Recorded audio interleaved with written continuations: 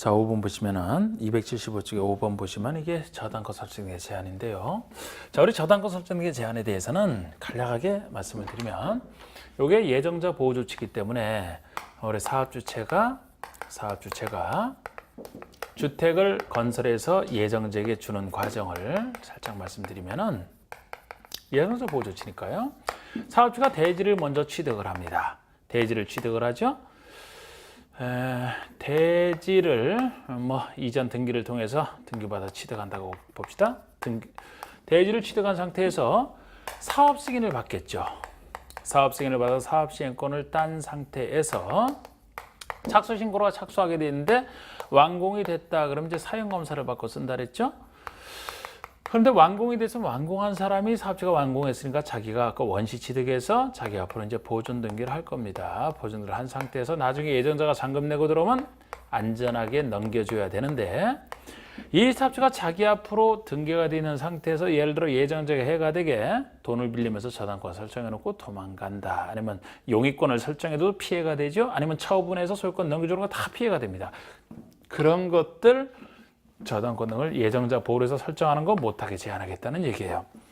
그래서 언제부터 언제까지 못하게 하냐면은 입주 예정자 보호 조치이기 때문에 입주자 모집 공고 승인 신청일로부터 우리 입주자 모집 공고 승인 신청일이면은 사업 승인 받은 후에 입주자 모집할 수 있고 우리나라는 선분양 후시공이기 때문에 이 사이에 대충 이제 그려놨습니다. 그리고 이때부터 보여주면 충분한 보호가 되는 거예요. 이때부터. 이전에는 입주자 그림자도 없으니까 이때부터 관련됐다고 봐도 충분한 보호가 되고요. 우리 사용검사를 받고 나서 입주를 시킨다 그랬죠. 그러면은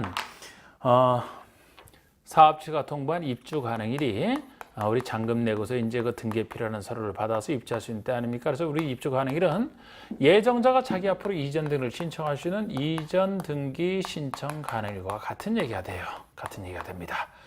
요때로부터 60일까지 보호를 해준다라고 생각하시면 돼요. 그래서 원칙은 입주자 모집 공고 승인 신청일로부터 입주 가능일부터 60일까지 이 기간 동안에 예정자 동의 없이 예정자에게 해가 되는 저당권을 설정하지 말라고 하는 겁니다. 그런데 사업주에서 주택조합이라면 주택조합이 조합원에게 줄 때는 입주자 모집을 안 하니까 예외적으로 사업계획 승인 신청일로부터 요때가 되는 거예요. 이거는 주택조합이 할 때고 보통이라면 요때로부터 요때, 주택조합이라면 요때로부터 요때 이렇게 보시면 돼요.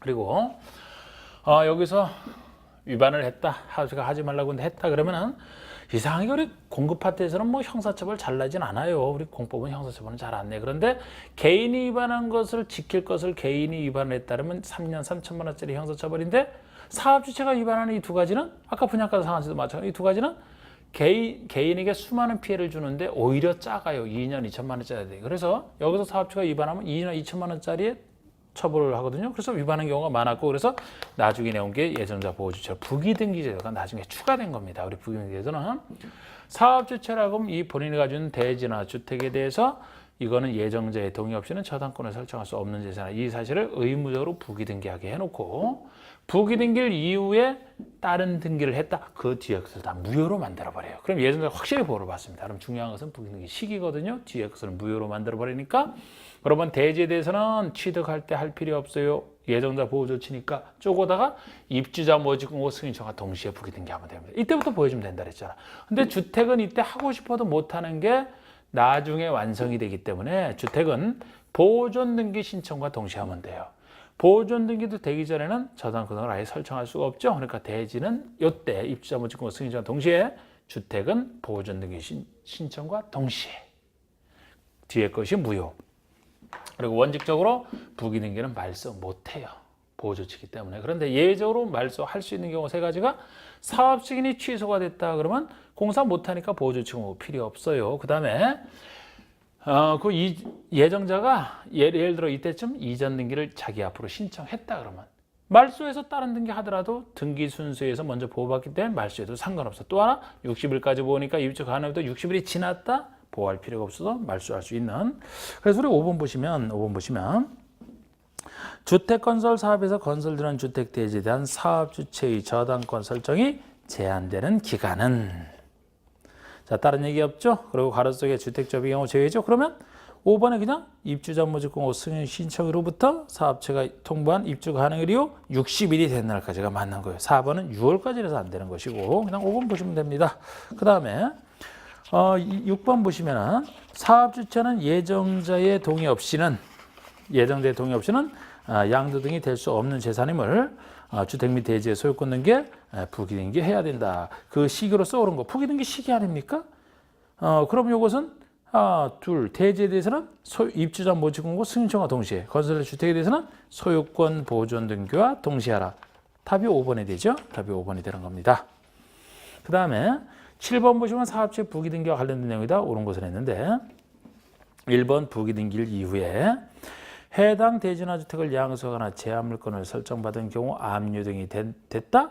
그 효력을 취소할 수 있다. 부기등기일 이후에 해지 등기는 효력 무효. 그래서 1번 틀렸고 2번에 사업주체는 입주자가 소유권 이전 등기를 마치는 때까지 부기등기를 말소할 수 없다. 꼭 이전 등기 시까지 부기등기 말소할 수 없는 게 아까 봤듯이 사업 승인이 취소가 되거나 이전들이 이미 신청을 하거나 60일이 지났다. 그때는 말소할 수 있기 때문에 틀린 얘기고 3번의 사업주체는 사업계획 승인이 취소되면 부기등기를 말소할 수 없다. 말소할 수 있는 사유.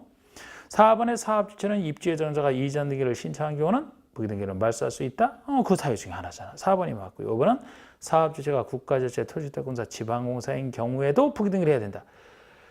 원래 부기등기를 해야 되는 게 원칙이지만 사업체가 공공사업주체라면 믿어주기 때문에 부기등기가 필요 없어요. 그래서 이건 틀린 겁니다. 아니면 지금 이런 거 공공사업주체일 때도 부기등기가 필요 없고 예를 들어 그 대지가 사업주체 소유가 아닌 남의 땅이다. 그래도 이제 그런 부기등기 못한다. 그런 예외 중에 하나 있죠. 그리고 8번의 주택법상 투기과열지구에 대한 설명으로 옳은 거. 자, 우리 투기과열지구가 분양권 전매가 자유롭던 시절에 분양권 전매를 최초로 하기 위해서 나온 제도예요. 분양권 전매 제한을 통해서 투기를 막겠다는 얘기죠.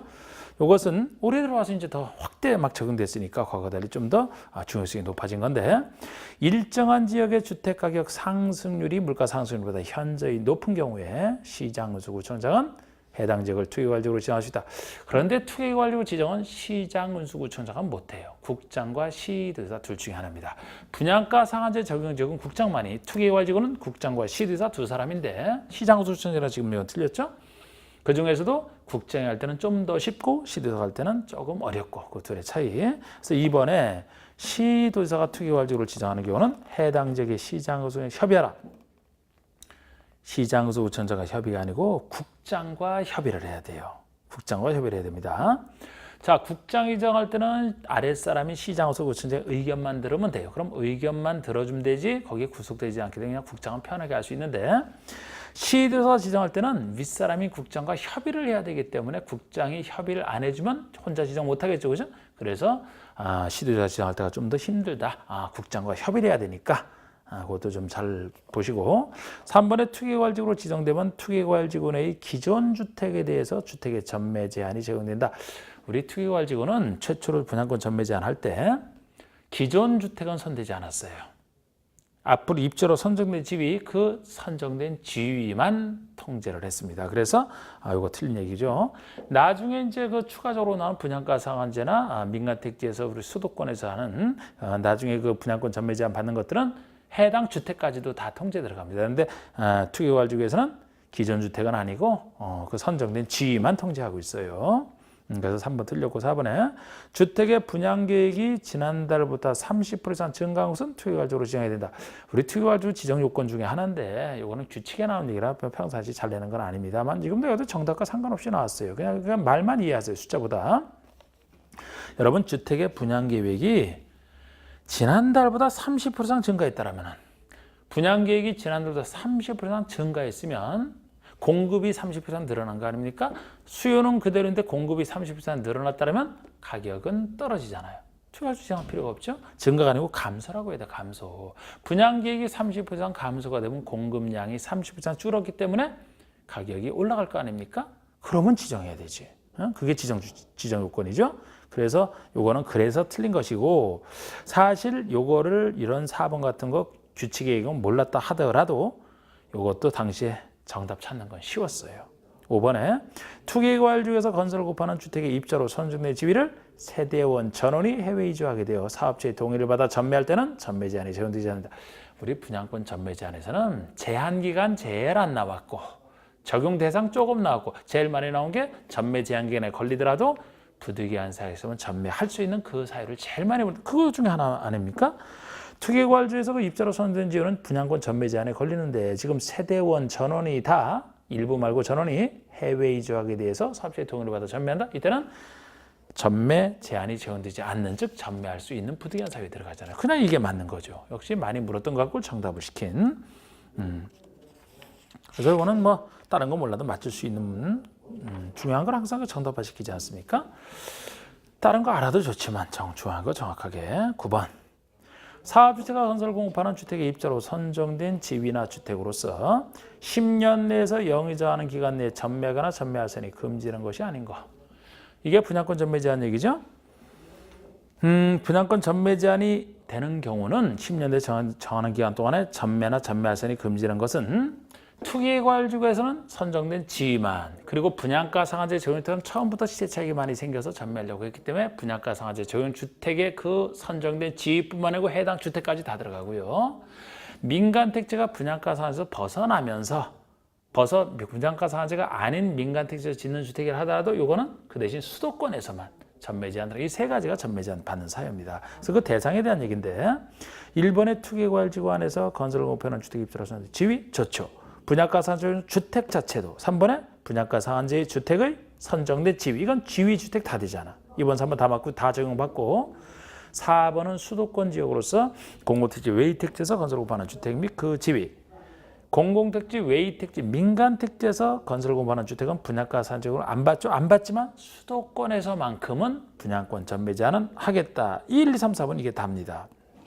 5번에 수도권 외의 지역으로서 공공택지, 외의택지, 민간택지 이거는 민간택지는 4번처럼 수도권에서만 분양권 전매 제한 들어가지 수도권 외의 지역은 전매 제한 안 들어가요. 그래서 5번이 답이 되는 겁니다.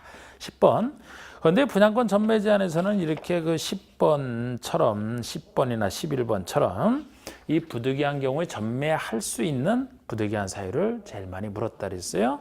10번에 분양권 전매 제한 기간 내에 속하더라도 다음에 부득이한 경우에 해당되어 사업체의 동의를 얻으면 전매할 수 있다. 그 사유가 아닌 거. 세대번의 결혼. 자, 우리 결혼, 근무, 생업선상, 취학, 결혼. 나에게 부득이한 사유 중에 하나예요. 결혼이라는 세대원 전원이다. 세대원 전원이 갈 때입니다. 가족 헤어지지 말라고 인정하는 것이라 부득이한 사유를. 세대원 전원이 다른 광역시나 시군으로 이전하는 경우 다만 요 사유에서는 부득이한 요 사유에서는 수도권으로 가는 것만큼은 제외. 수도권의 인구 집중을 막기 위해서 수도권으로 가는 것은 제외고요. 2번에 이혼으로 인해서 입자로 선정된 지위를 배우자에게 이전한다. 결혼뿐만 아니고 이혼도 부득이한 사유에 들어가죠. 이혼으로 해서 재산분할을 한다면 전체를 줄 수 있어야 됩니다. 3번에 공익사업 시행으로 주거용 건축을 제공한 자가 이주의 재수를 공급받았다. 공익에서 희생된 사람에 대한 혜택으로서 전매 제한 안 걸린다. 4번에 세대원 전원이 다 해외이죠. 아니면 2년 이상 해외 체류. 해외 단순 체류한다면 전원이 다 2년 이상. 역시 1, 3 아닌 거 다 2년에 들어가죠. 건축주택법에서 2년. 그 다음에 입자로 선정된 지위나 주택의 전부를 배우자. 증여한다. 전부라서 틀린 겁니다. 이렇게 아까 이혼 같은 경우는 전부를 다 뭐 일부에 한한다는 얘기 없지만 재산분할상. 그런데 2번 이혼과 달리 5번처럼 혼인 중에 배우자에게 증여할 때는 전부 증여는 안 돼요. 일부 증여만 부득이한 사유로 인정을 해줍니다. 그거는 이제 혼인 중에 그 일부를 증여해야 두 배우자가 이제 공유를 하고 사회적인 권한 행사라는 거죠. 전부를 다 줄 수 있다라면은 또 다른 힘 있는 배우자의 단독 소유가 되기 때문에 아름다운 형태가 아닙니다. 이것만 이혼과 달리 일부를 증여한다. 전부라서 틀렸다. 11번. 세대주인 갑이 취득한 주택은 주택법령에 의한 전매 제한 기간 중에 있다. 다음 중 갑이 그 주택을 전매할 수 있는 경우는 역시 세대원인 갑의 아들 결혼으로 갑의 세대원 전원이 서울특별시로 이전한다. 자, 우리 결혼은 부득이한 사유지만 서울특별시로 가기 때문에 안 되는 거예요. 수도권은 제외지 않습니까? 안 되고 2번에 이혼으로 입자로 선대지를 배우자에게 이전한다. 이혼 부득이한 사유. 맞습니다. 이게 정답이고요. 4번 3은 갑의 세대원 전원이 1년 6개월간 해외 체류라면 2년 이상 해외 체류가 안 되잖아요. 2년 이상 해외 체류를 해야지 되는데 4번의 세대원인 갑의 질병 치료를 위해서 다른 세대원은 두고 갑이 대전광역시로 이전한다. 질병 치료 부득이한 사지만 그럼 다 같이 가야지. 환자만 보내고 다른 사람 안 가고 이렇게 일부만 가는 경우죠? 안 됩니다. 전부 가는 걸 전제로 해서 부득이한 사유예요. 5번에 상속에서 취득한 주택으로 세대원 일부가 이전한다. 역시 일부가 이전하기 때문에 부득이한 사유가 아닙니다. 전원이 갈 때를 전제로 하죠. 그래서 답은 2번만이 되는 것이고 12번의 주택부상 분양권 전매 제한에 대한 설명으로 옳지 않은 것을 했는데 요거는 자 분양권 전매 제한 적용을 받는 주택을 이건 지위 아니고 그 주택만 이 주택을 부득이한 사유로 전매할 때는요 한국토지주택공사가 그 주택을 우선 매입할 수는 있어요. 그러나 좀 이건 잘 나오지는 않는 얘기인데 이런 얘기도 있고 우선 매입할 수 있죠. 2번에 사업주체가 분양권 전매 제한을 받은 주택을 공급할 때 그 주택의 소유권을 제3자에게 이전할 수 없음을 소유권에 관한 등기에 부기등기해야 된다. 이 주택에 대해서만 역시 일정 기간 동안 전매할 수 없음을 부기등기하라는 겁니다. 3번의 부기등기는 주택의 소유권 보존 등기와 역시 동시에 하게 돼 있고 주택에 대해서 4번의 위법하게 전매한 자는 분양권 가지는 개인 위반했으니까 3년 3천만 원 맞고요.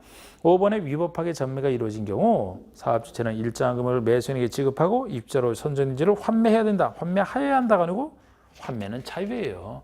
할 수 있다는 겁니다. 그래서 사업주체가 그 위반한 자에 대해서 일정한 금액이 본인이 받았던 그 납부금에다가 이자 정도 합산한 그 금액을 매수인에게 지급하는 순간에 지급할 수 있는데 지급하는 순간에 이제 사업주가 취득한 것으로 보니까 이제 환매죠. 근데 환매할 수 있다요. 그래서 덜 나왔던 거고 13번에 이제 주택부상 공급지적 교란 금지를 위한 일정한 양도 등이 제한되는 것에 해당하지 않는 거 물었는데요. 자, 우리 주택부상 공급지적 교란 금지는 주택을 받을 수 있는 각종 증서나 지위를 교란한 시장 교란 행위를 금지한다. 뭐가 금지되어 있냐? 그런 주택을 받을 수 있는 증서나 지위를 양도, 양수, 알선, 각종 광고까지 다 금지가 돼요. 다 금지가 되어 있는데 금지는 양도, 양수 개념에서 상속 저당만 제외입니다. 상속 저당은 제외예요. 우리 분양권 전매에서도 금지는 전매에서는 다 포함하되 상속만 제외했는데 우리 공소 교란 금지는 상속 저당까지. 그러니까 상속 저당이 나오면 무조건 다 할 수 있다고 보시면 돼. 애초에 금지되는 행위가 아니니까. 근데 상속 저당이 아닌 것이라면 이제 주택 공고를 받을 수 있는 증서나 지위에 대한 것이면 금지가 되고 주택 공고를 받을 수 있는 것이 상관없으면 허용이 되는 것이죠. 그리고 이제 금지에 대해서 금지했는데 위반을 했다 그러면 이제 여러 가지 거기에 대한 대응 조치가 마련되어 있는데 문제를 풀면서 보고요. 여기서 가장 기본은 무엇이 금지되는 행위냐 아니냐 구별하는 겁니다. 13번에 주택 공급지적 교란 금지로서 일정한 양도 등이 제한되는 것에 해당하지 않는 것. 제한되는 것이 해당되지 않으면 허용되는 걸 찾으라는 얘기인데 입주자 저축 증서. 입주자 저축 증서. 요거는 이제 주택 받을 수 있는 증서에 들어가죠.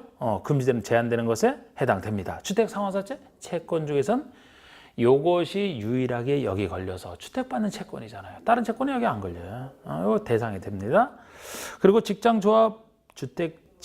주택 조합원으로서 국민주택을 받을 수 있는 지위. 자, 제가 지역과 직장 주택 조합원 지위면 지역과 직장 조합주택 지은 것을 받을 수 있는 지위죠. 그래서 우리 조합 파트에서는 여기에 관련돼 있기 때문에 리모델링 주택 조합원 지위는 상관없이 그건 채로 받는 게 아니니까 지역과 직장 조합원 지위는 원칙적으로 안 된다. 예외적으로 된다 했던 겁니다. 원칙으로 안 되는 게 여기에 걸려서요. 4번에 공공사업 시행으로 인한 이주택 대상자 확인서. 이주택으로 지어진 주택을 받을 수 있는 주택 받을 수 있는 지위에 딱 들어가자. 5번에 건물에 대한 담보물권자 지위. 자, 우리 건물에 대한 담보물권자. 어느 담보물권자가 주택을 직접 받습니까? 담보 가치만 파악하고 있는 것이지 담보물권자는 주택 받는 게 아니죠. 이게 대상이 아닌 겁니다. 그리고 14번에 주택 오히려 전형적인 문제가 이거예요. 14번에 다음 중 주택법상 주택의 공급시설 교란 행위에 해당하지 않는 것. 아까 교란 행위가 각종 주택 받을 수 있는 것 증서나 지위를 양도, 양수, 알선, 광고까지 다 금지가 되는데 상속저당은 제외라고 했죠. 그러면 교란행위에 해당하지 않는 것을 모두 찾으라. 그럼 여기서 일단 상속과 저당이 제외니까 상속과 저당 나오면 그것은 무조건 다 허용되는 걸로 보시면 돼요. 앞에 거 볼 것도 없이. 상속저당에 해당되면은 원래는 할 수 있는데 여기 주택 받을 수 있는 금지되는 들어가도 허용이 되니까 그건 무조건 할 수 있다고 보죠. 앞에 볼 거로. 그런데 상속저당이 아니라면은 주택에 상관없는 것이라야 허용되는 것이죠. 그러면 어차피 여러 군데서 고르는 거니까 하나하나 차례로 볼까요? 1번 주택을 받을 수 있는 조합원 지위. 주택 받을 수 있는 지위에 들어가죠? 증여. 증여도 안 됩니다. 이거 안 돼. 입자 저축증서. 이것도 들어가는데 증여 안 되죠. 주택 상환사채 저당. 주택 상환사채지만 저당이잖아. 저당이니까 허용되죠. 그러니까 답은 일단 교란이 아니고요.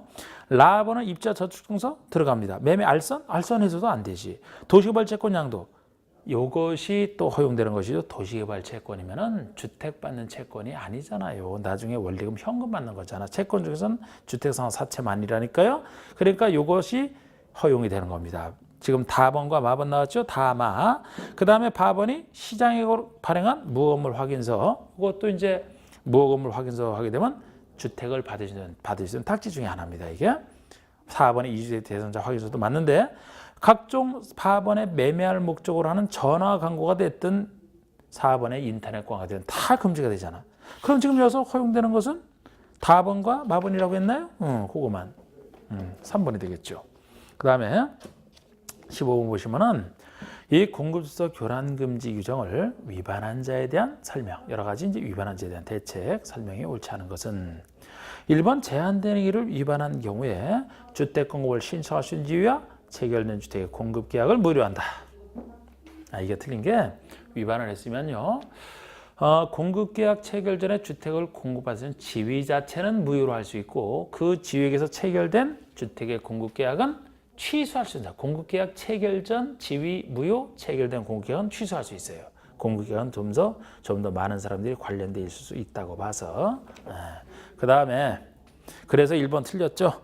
이번에 국장은 위반한 자에 대해서 10년 내에서 주택의 입자 자격을 제한할 수도 있고 최대 10년까지 자격 제한할 수도 있고 3번은 사업체가 위반자에 대해서 영위 정하는 일정한 가격에 해당하는 금액을 지급하면 지급한 날에 사업체가 그 주택을 취득한 것으로 보는 환매 규정이죠. 환매가 가능합니다. 그리고 환매를 했으면 사업체 것이 됐으니까 4번의 사업체는 매수인에게 주택계약을 지급한 경우에 해당 입주한자에 대해서 기간을 정하여 퇴거를 명할 수도 있고 5번에 그래서 교란금지 규정을 위반한 자는 주택 받으신 증수 개인 위반했기 때문에 3년 3천만 원짜리가 해당이 됩니다.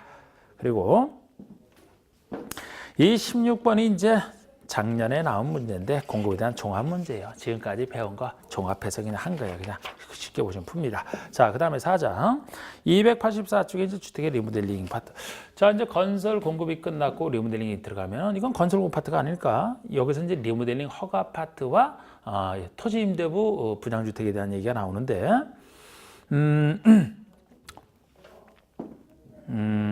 1번 보시면 주택업상 리모델링에 대한 설명 중 옳은 것은 자, 리모델링은 건축의 자산 가치나 기능을 향상시키기 위해서 대수선하거나 신축, 중축, 대수선하거나 일부 중축 둘만 해당이 되죠. 신축 안 됩니다. 이번에 리모델링을 통한 건축의 증축은 사용검사로부터 15년이 경과된 국민주택에 대해서만 허용된다.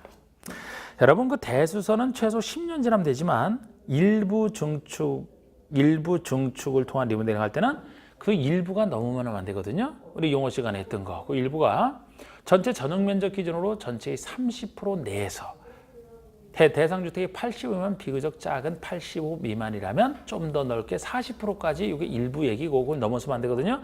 일부에서 그 일부를 잘 하시고 나머지는 다 15랑 관련돼 있어요.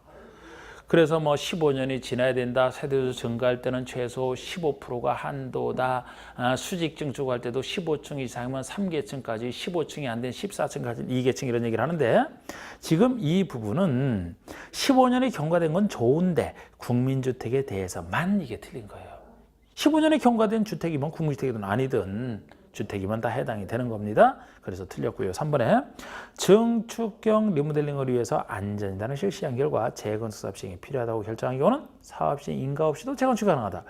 자, 우리 안전진단은 리모델링 중에서는 대수선형이 아니고 증축형에만 허용되는 거예요. 증축형에서만 나오는 겁니다. 우리 증축하게 되면 새로운 면적 증가가 생기기 때문에 안전에 위험할 수가 있다고 봐서 증축형 리모델링을 하고 싶은 사람은 무조건 시장 등에게 안전진단을 요청해야만 되고 그럼 시장당은 안전진단을 실시하게 돼 있어요.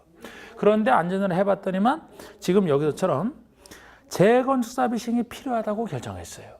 리모델링은 위험하대. 그래서 아예 부셔버리고 재건축하겠다. 그럼 재건축은 정비사업에 속하니까 정비법에 따라 해야 되고 리모델링을 허가하지 말라 이런 얘기가 나오거든요. 그런데 여기서는 그렇게 해서 재건축이 시행이 필요하다고 결정된 경우는 사업 시행 인가 없이도 재건축은 이게 말이 안 되죠.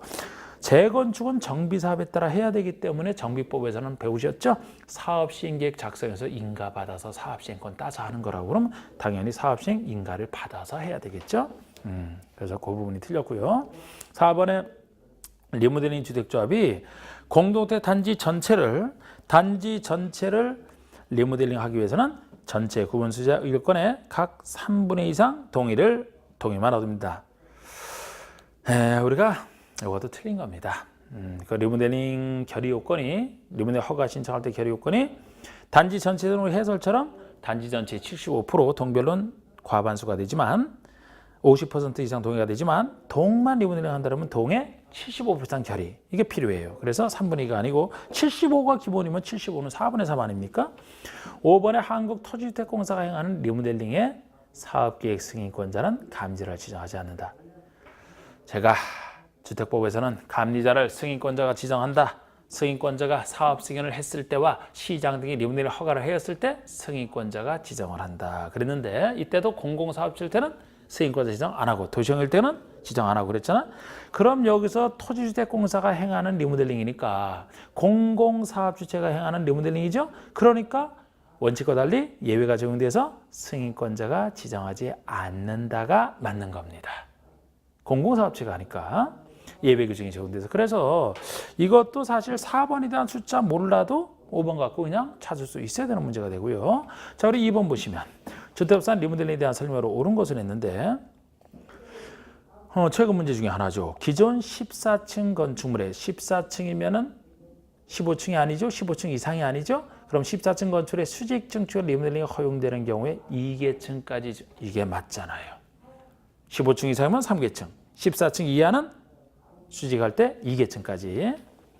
그리고 2번에 리모델링 조합의 설립인가를 받으려는 자는 인가신청서에 80% 이상 토지에 대한 사용 승낙서를 첨부하여 시장 등에 제출하라.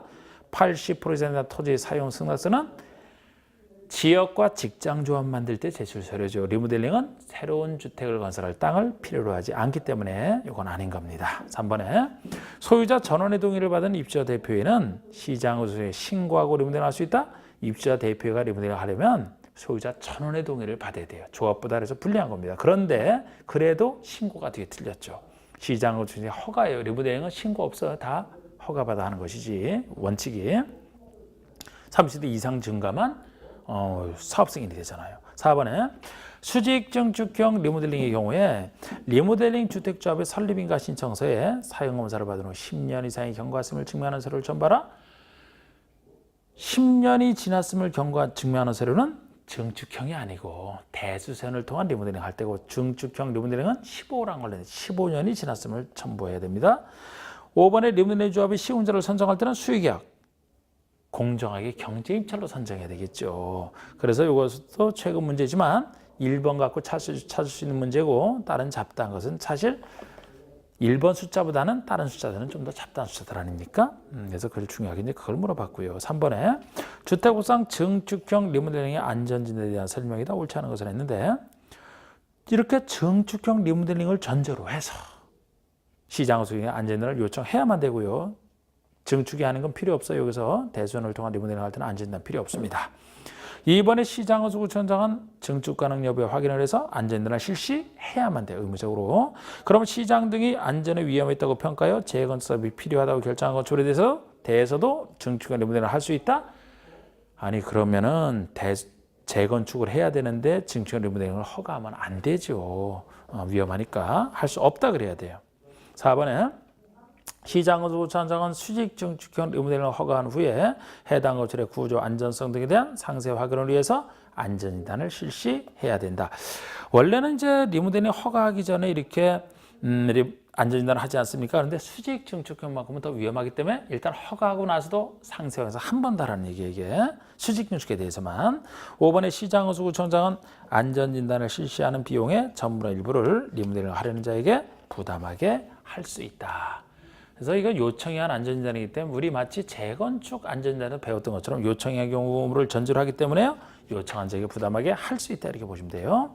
4번에 주택부상 토지임대부 분양주택 일종의 반값 아파트 주택만 분양받고 토지는 분양받지 않은 여기에 대한 설명이다. 옳지 않은 것은 1번의 토지임대부 분양주택에 대한 토지에 대한 임대차에 의한 토지는 임대차를 맺어야 되겠죠. 기간은 20년, 40년이 한도예요. 40년으로 한답니다. 이 경우 주택 소유자 75% 이상 4분의 3 이상의 계약 갱신을 청구하면 20년 범위에서 갱신할 수 있다. 이것도 40년 범위에서. 그래서 40, 40이죠.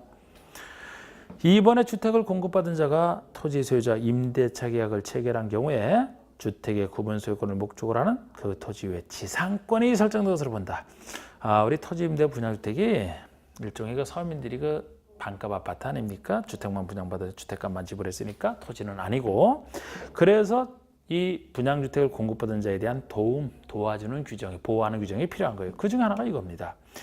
계약 체결한 것은 임대차 계약, 채권 계약인데 지상권 설정된 효과가 생겨요. 3번의 토지 임대료.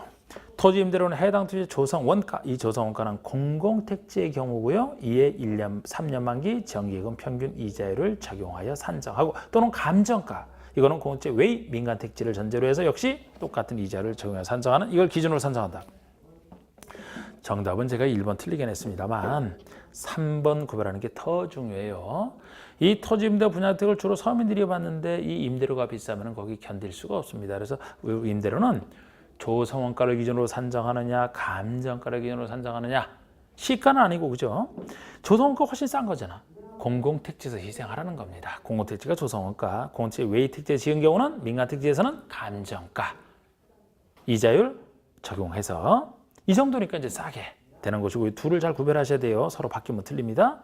4번의 토지주자는 토지 임대료 약정을 체결한 후에 2년이 지나기 전에는 임대료 증액을 청구할 수 없다. 2년 지난 다음에나 증액 청구하라는 거예요. 증액을 청구. 이것도 그 보호인데, 임차인 보호인데 2년이 지나야지만 증액 청구. 2년, 135 아닌 거 2년. 다 이것도 쓰잖아요. 여기서도. 그 다음에 5번의 주택의 소유자가 임대차 기간이 만료되기 전에 주택을 철거하고 재건축을 하고 싶다. 그러면은 토지 소유자 동의도 받아야 재건축할 수 있지 않습니까? 이 경우 토지 소유자는 정당한 사유 없이 거부할 수 없다. 그래서 이것도 역시 그 분양주택 받은 사람 보호를 위해서 토지 소유자가 거부, 정당한 사유 못한다 이렇게 하고 있어요. 그리고 이제 농지법 들어가는데요. 여러분, 농지법은 두 문제 나오는 법인데 항상 제가 하는 얘기지만 농지법은 한 문제에 맞출 생각으로 하시면 돼요. 농지법에서는 원래 출제하는 사람들이 한 문제는 쉽게 내게 돼 있고 한 문제는 어렵게 내게 돼 있습니다. 만약에 그 농지법 두 문제가 다 전체 문제인데 이거를 두 문제 다 맞추게 하면 농지법에서 만점 얘기가 된다는 얘기 아닙니까? 그래서 난이도를 하게 돼 있어요. 그래서 한 문제만 그냥 이거를 양도 엄청 많은데, 예를 들어 농지법이 뭐 중개실무보다 그 조문수다 농지법만 해도 많은데 이거를 두 문제를 다 맞출 생각이면은 너무 깊게 들어가야 돼. 그럼 비효율적인 공부가 돼. 그래서 좀 편안하게 생각하시면서 좀 핵심만 하고 아주 세세하게 들어가는 건 빼고, 그래서 한 문제 정확히 맞추면 합격이고 한 문제 더 맞추게 하는 건 너무 많은 노력을 필요로 하기 때문에 좀 어렵게 내게 돼 있어가지고 한 문제 맞추면 돼요. 근데 한 문제도 못 맞추면은 뭐 포기한다 해서 한 문제 못 맞추면 안 돼. 쉽게 낼 수 있는 건 맞춰줘야죠. 한 문제가 중요한데 절대 포기하면 안 돼. 이거 거기에 맞춰서 하니까 오늘도 이제 이거 짧은 거 뭐 약 1시간에 걸쳐서 그냥 할 겁니다. 이거를. 자, 보세요. 그래서 거기에 맞춰서 이렇게 해놨기 때문에, 자, 1번 농지법 규정한 농지에 대한 설명이 잘못된 거. 1번 농지는 그 지목이 전답과서는 중 하나? 아니죠. 전답과서는 지목은 농지 지목 맞는데 이 지목과 상관없이 실제 토지 현상 갖고 따져서 농사 실제 지으면 농지가 되는 거예요. 아무리 전답과서라도 농사 안 지으면 농지 아닙니다. 전답과서는 아니더라도 농사 지으면 농지가 되고 실제 현상으로 따진다는 거예요. 그래서 틀렸고, 2번의 생육기간이 2년 이상인 식용, 약용으로 이용되는 식물이 이게 다년성 식물인데요. 다년식물을 재배하는 토지? 농지죠. 3번에 농지에 설치하는 축산물, 특히 축사부지 농지에 해당된다라는 거. 농산물 생산물 뭐 비닐하우스 부지, 버섯재배에서 당연히 농지죠. 축산물 생산물 부지는 축사부지도 농지에 해당되기 때문에 이거는 농지인사세 그대로 설치하면 되는 게 축사입니다. 전용 아니에요, 이거는. 4번에 초지법에서 조정된 초지는 농지에서 제외된다. 제외되는 셋 중에 하나죠. 우리 초지는 초지법이 따로 있기 때문에 초지법 적용 받으면 돼서 농지에서 빠지는 겁니다. 그리고 지금 이 제외되는 것 중에 하나가 초지법 초지인데 또 하나는 우리 전답거선이 아닌 땅이라면은 농지가 될 수 있는데 농지가 될 수 있는데 농작물 경작에 3년 이상 계속 이용돼야 농지로 봐요. 3년 미만에 불과한 것은 농지 아닙니다. 전답과세는 잠깐만 농지는 농지대 전답과세는 아닌 땅. 그리고 또 하나가 임야인 상태에서 산지 전용허를 거치지 않고 그러니까 산지 그대로 임야 그대로 전용 거처 없이 임야인 상태에서 농사지으면 그거 임야로 봐야 되기 때문에 농지에서 빠지는 거. 자, 5번에 조경 관상용 수목과 그 묘목 재배하는 땅은 농지에 해당한다. 원래 수목이 보통 수목을 재배하는 게 임야 아닙니까? 그런데 조경이나 관상용 수목처럼 손 많이 가는 것은 요거 농지에 해당이 돼요. 이 지을 땅이. 그런데 이것도 괄호 속에 조경 목적으로 이미 식재한 것은 재배 목적에는 조경 목적으로 식재했다라면은 조경용 수목을 사서 정원에 심은 거 아니겠습니까? 그거는 농지 아니에요. 재배. 정확합니다. 1번만 틀렸고요. 2번에 농수산 농지에 해당하는 것은 그러니까 1번 조경 관상용 수목을 조경 목적으로 식재한 거 조경 목적으로 식재한 것은 아니다. 정원이니까 조경 목적. 지목이 임야인 토지로서 임야인 상태에서 산지 전용 허를 거치지 않고 인삼 재배에 사용된다. 이거 농지에서 제외된다 그랬잖아요. 초지만 초지니까 제외되는 겁니다. 4번 4년 동안 옥수수를 경작해온 지목이 대인 토지. 지목이 되면 전답거선이 아니죠. 전답거선이 아닌 땅이면 적어도 3년 이상 계속 이용돼야 농지 3년 미만은 제외된다 그랬잖아. 지금 4년 동안 옥수수를 재배했네요. 그러면 3년 이상에 들어가죠? 농지죠. 답이 4번이 되는 겁니다. 5번의 지목이 임야인 토지로서 산지 전용 허가를 거치지 않고 농작물을 경작한다. 임야. 농지 아닙니다. 산지.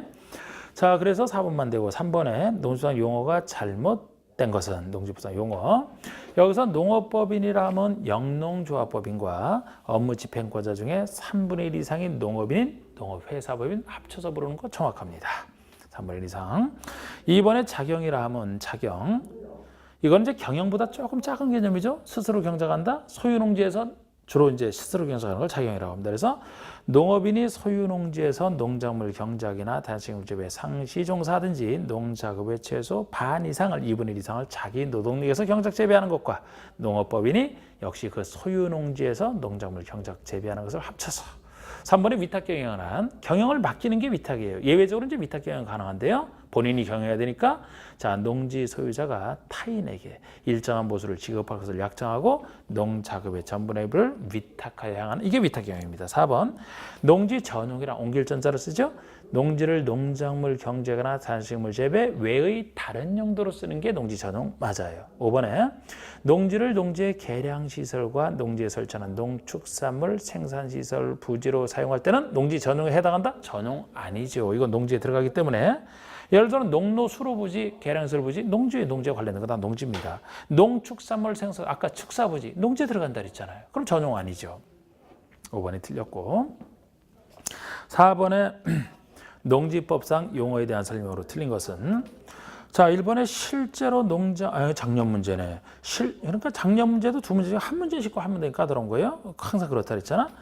그런데 이거 농지법상 용어인데 실제로 농작물 경작지로 이용되는 토지이더라도 법적 지목이 과수원인 경우는 농지에 해당하지 않는다? 아니 과수원이든 어디든 실제로 농작물 경작지로 이용되면 농지라고 했잖아요. 지목에 상관없이. 그럼 이건 틀렸죠. 이게 농지잖아요. 아주 쉬운 거예요. 이런 걸 틀리면 절대 안 돼. 그래서 여기서도 그 아래 숫자 있지만 숫자 갖고 푸는 문제 아니었거든요. 1번이 정답이에요. 실전에서는 요거 나왔으면 다른 거 볼 필요 없죠. 우린 공부니까 보겠습니다. 2번 소가축 80도를 사육하면서 1년 중 150일을 축산업의 정상기에는 농업을 해야 한다. 자, 우리 농업인 개념 중에서 축산업과 관련해서는 대가축 2도, 중가축 10도, 소가축 100도, 가금 1천수, 꿀벌 10군 이상 아니면 1년 중 120일 이상을 축산업에 종사할 때 약 4개월 120일 그 중에 하나잖아요. 어느 것 하나면 농업이냐. 그럼 소가축은 100두 이상이 되는데 80두니까 그거는 안 되지만 1년 중 150일 때문에 120일 이상에 해당되어서 농업일이 되는 겁니다. 3번은 3,000제곱미터 농지에서 농작물을 경작하면서 1년 중 80일을 농업에 종사하는 게에는 농업일에 해당한다. 우린 농업에 종사할 때는 면적으로서는 땅 면적에서는 1,000 이상, 1,000제곱미터 이상, 취미용농이 1,000 미만이니까요. 1,000 이상. 아니면 시설 농업을 할 때는 330 이상이 되고요. 땅이 없다? 1년 중 90일 이상. 아까 축사업은 120일, 농업은 약 3개월이면 충분히 농사가 된다. 90일 이상. 그래서 지금 여기서는 80일은 90일 이상이 아니어서 안 되지만 3,000제곱미터 농지 이것 때문에 농업일이 되는 거 1,000 이상이잖아요. 그리고 해설은 뭐 역시 다 해놨지만 우리 농산물이 연간 1년 동안 판매액이 한 달에 10만 원꼴로 해서 120만 원 이상이면 농업이 되는 것도 있죠. 그리고 4번에 인삼 재배지로 계속 이용되는 기간에 4년인 지목이 전인 토지는 농지에 해당한다. 지목이 전이면 전닭과 선 중에 하나고 잠깐만 농사지도 농지 아닙니까? 그런데 4년씩이나 농사졌대. 당연히 농지죠, 그러면. 5번에 농지 소유자가 타인에게 일정한 보수를 지급하기로 약정하고 농작의 일부만을 위탁하여 행하는 경영도 위탁경영이죠. 전분 일부 다 들어가니까요. 그 다음에 자, 우리 농지 소유 취득 단계가 나옵니다. 여러분 일단 여러분들 다 알고 계시면 많이 쓰진 않는데 우리 농지의 그 소유 파트가 이제 농지 전체를 관통하는 기본 그게 나오는데 자, 우리 농지는 자기의 농업 경영에 이용할 자가 농지를 소유하라. 이게 대원칙이에요. 그러니까 농지를 소유하는 사람은 자기 경영에 쓰라는 겁니다. 자기 경영에 써야 되니까 남에게 못 빌려주는 게 원칙이고 자기가 해야 되니까 쓸 것을 정당한 소유 안 쓰면 처분 의무도 생기는 것이고 경영할 사람이 소유해야 되기 때문에 나중에 취득할 때도 농지를 취득할 때는 농지 취득 자격을 발급받아 이렇게 이제 연결되는 부분이거든요. 그런데 예외적으로 우리 농지법에서는 자기의 경영에 이용하지 않아도 원래 경영해야 소유할 수 있는데 경영에 이용하지 않아도 소유할 수 있는 예외적 소유를 농지법에서는 정하는 게 있어요. 다른 것은 예외적 소유 못 정해요. 요거만 제가 적어놓고 하겠습니다. 자, 우리 국가나 그냥 보고 판단하시면 되고 이 중에 일부는 나중에 제가 두 음자로 외울 것이고 국가지자체 행정청이라면 경영 안에도 소유할 수 있잖아요. 학교 등의 실습지, 농업, 고등학교 등이 애들 가르치려고 실습지 등으로 취득한다. 목적 사업을 해서 취득하는 거죠. 이거 이제 경영 자체는 아니지만 목적 사업을 해서 취득할 수 있게 해놨습니다. 3번에 주말 체험 영농이면은 취미 영농이니까 경영하는 건 아니잖아. 취미 영농으로 취득할 수 있게 해놨어요. 그 다음에 우리 이농, 농촌을 떠나는 이농할 때는 적어도 8년 이상 경영하다가 8년 이상 경영 후 이농할 때만 8년 이상 이 정도가 될 때만 이농 농사 안 지어도 소유할 수 있게 해줍니다. 그 다음에 5번이 상속이나 유증 포함해서 상속받는 것도 농사 안 짓는 자식도 상속받아 소유할 수 있게끔. 그 다음에 이제 담보농지 취득이라고 해서 금융기관 등이 농민에게 돈 빌려주고 담보 잡아놨다가 농민이 돈 안 갚을 때 본인이 경영할 사람은 아니잖아요. 금융기관이니까 직접 취득할 수 있게 해주는 거예요. 채권 회수를 위해서. 그 다음에 7번이 전용 허가를 받거나 전용 신고, 간단한 전용 신고를 했다. 아니면 전용 협의. 전용 허가나 전용 신고나 전용 협의나 다 농지를 농지 외의 것으로 쓰고자 이 절차를 밟았기 때문에 당연히 경영을 농업경영 안 해도 소유할 수 있게 해줘야 되는 겁니다. 그 다음에 우리 1,500제곱미터 미만의 1,500제곱미터 미만의 농원 부지 등이라고 해서 이 농원은 농업 경영할 목적은 아니고 예를 들어 도시와 농촌 간의 교류 촉진과 도시민이 농촌 체험하라고 하면 농어촌 관광 휴양지에 있는 농원 관광용으로 경영 안 해도 소유할 수 있게 해줍니다. 1,500. 그 다음에 이제 영농요건 분리농지라고 해서 농사지을 영농요건이 상당히 불리한 농지. 영농요건 분리농지 왜 불리하냐?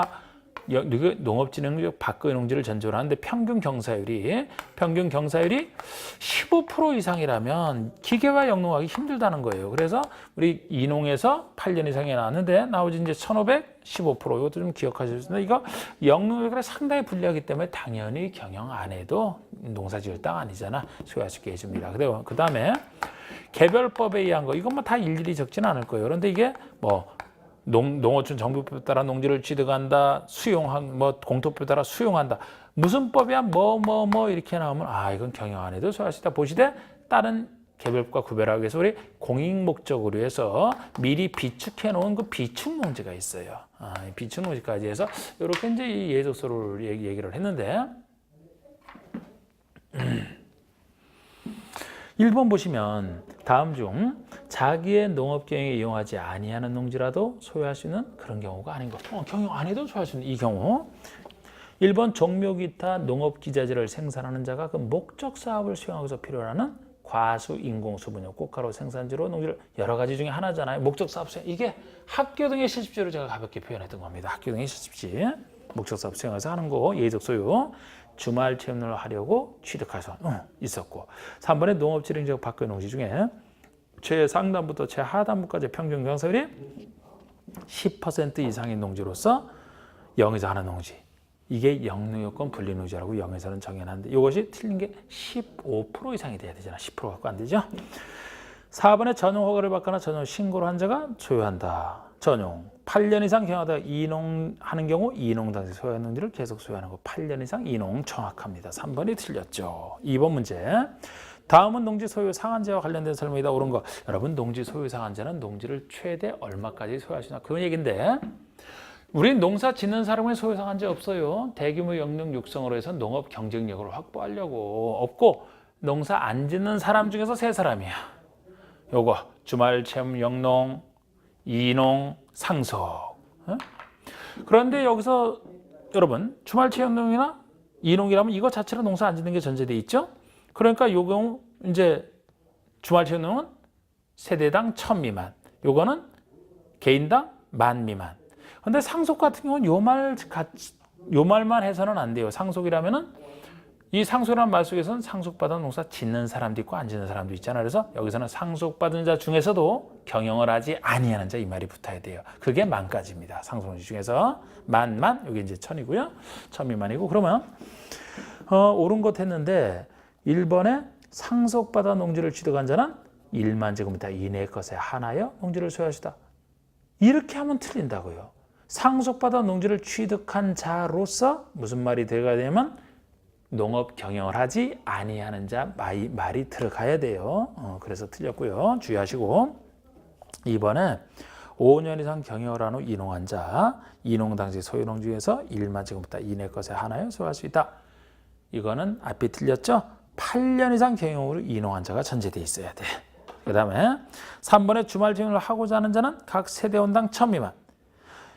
요거는 어디가 틀리냐면은 1000 미만은 다 좋은데 지금까지 1, 2, 3번이 다 숫자는 다 줘요. 그런데 3번은 각 세대원당이 틀렸어요.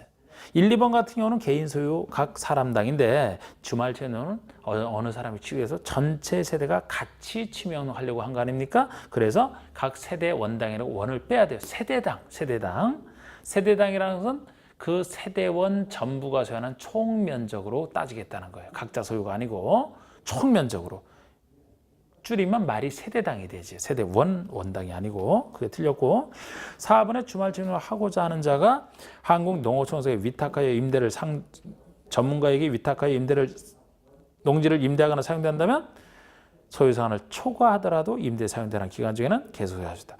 우리 소유상한에 걸리면 일단 초과분은 처분 의무가 생기는 게 기본이거든요. 그런데 지금 여기처럼 한국농어총회사 등에 위탁하여 빌려준다라면 그 빌려주는 동안은 소유상한을 초과하여 소유할 수는 있어요. 그러면 처분 의무가 안 생기겠죠. 그런데 4번은 틀린 게 취미영농은 남에게 못 빌려줘. 본인이 취미영농 하려고 취득하기 때문에 해야 되지 남에게 못 빌려줍니다. 임대할 수 있는 사유가 아니기 때문에 이 규정을 이용할 수가 없어요. 5번처럼 나머지 8년 이상 이농, 여기 이농이든 상속이든 둘 다 해당된다고. 이런 경우는 농어총회사에 위탁하여 농지를 임대에 사용된다면 소유상한을 초과하더라도 임대에 사용되는 기간 중에는 계속 소유할 수 있다가 맞는 겁니다. 다른 거 왜 틀린지 잘 보세요. 그 다음에